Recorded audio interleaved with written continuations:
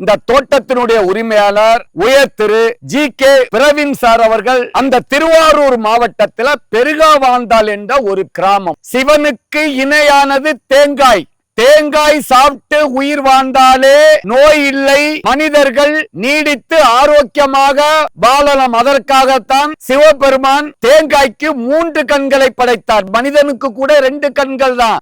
முதன்மையான தெய்வீக படைப்புகள்ல சிறந்தது விவசாயத்துல தென்னை, தேங்காய். அந்த தேங்காய் பார்த்தீங்கன்னு சொன்னா ஏறக்குறைய ஒரு 500-600 தென்னை மரங்கள் சாகுபடி செய்து மாதம் வருமானம் கொடுக்கின்ற பயிர் தென்னை.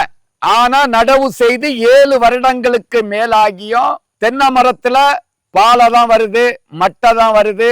அந்த தென்னையில போதிய வருமானம் இல்ல. அந்த ஏன் தென்னை மரம் காய்க்கல, அது ஏன் காய்க்கல என்ற தீர்வை தேடி இன்றைக்கு பசுமை பூமி நம்ம தோட்டத்துல வந்திருக்கிறோம்.